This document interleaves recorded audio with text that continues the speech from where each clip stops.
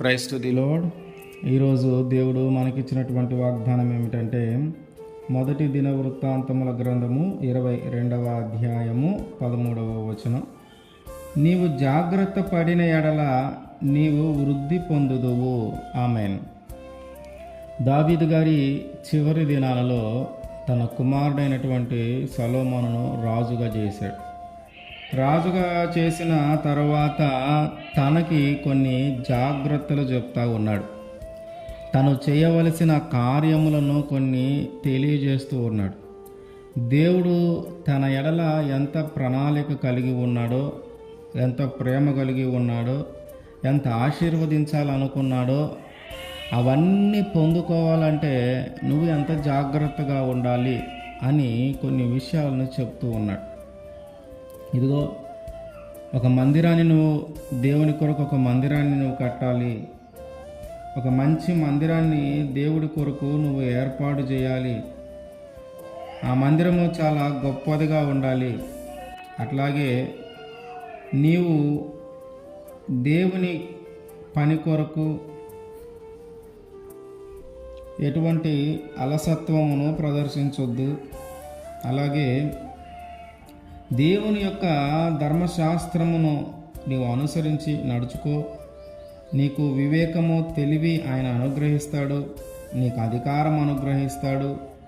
నీవు ఈ ప్రజలందరికీ దేవుని కట్టడలను, నియమాలను వారికి తెలియజేసి దాని ప్రకారం వారికి తీర్పులు తీర్చి నువ్వు ఆయన ఆజ్ఞలను, ఆయన కట్టడలను, ఆయన ధర్మశాస్త్రమును కానీ నువ్వు పాటించి జాగ్రత్త పడితే అప్పుడు ఆయన నిన్ను రాజుగా ఉంచుతాడు.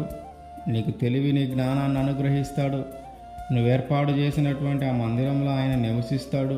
కనుక నీ మీదకి ఇంత ఆశీర్వాదము రావాలంటే దేవుడు నీ ఎడల ఇంత ప్రణాళిక కలిగి ఉన్నాడు కనుక ఆ ప్రణాళిక ప్రకారము దేవుడు నీ జీవితంలో జరిగించాలంటే నువ్వు ఆ ధర్మశాస్త్రాన్ని, ఆ ఆజ్ఞలను, ఆ కట్టడలను, ఆ న్యాయ విధులను అనుసరించి నువ్వు పరిపాలించాలి. ఈ జాగ్రత్తలు కానీ నువ్వు పాటిస్తే ఆయన ఎప్పుడు కూడా నిన్ను సింహాసనం మీద ఉంచుతాడు అని తన కుమారుడికి తెలియజేశాడు.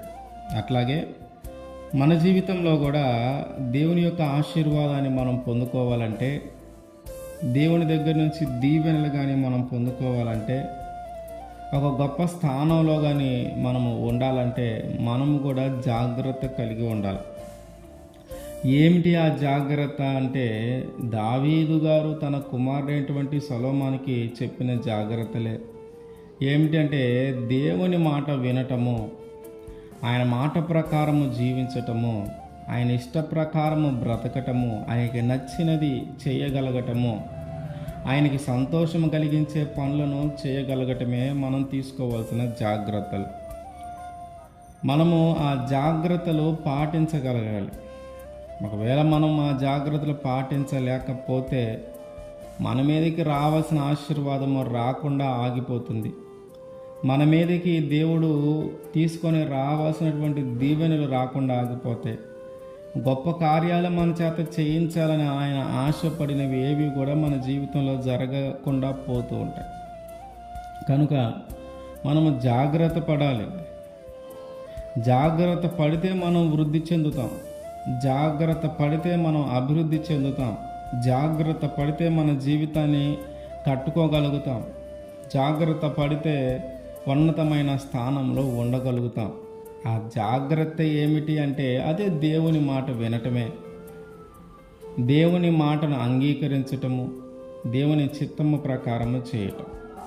ఇలా ఎప్పుడైతే దేవుని మాటకు లోబడి మనం బ్రతుకుతూ ఉంటామో అప్పుడు ఆయన మనల్ని ఆశీర్వదిస్తాడు. కనుక మనము జాగ్రత్త కలిగి ఉందాం, అభివృద్ధి పొందుదాం. మనం జాగ్రత్త కలిగి ఉంటే ఆయన మనల్ని వృద్ధి పొందిస్తాడు, అభివృద్ధి చెందిస్తాడు, ఆశీర్వదిస్తాడు. ఆమేన్.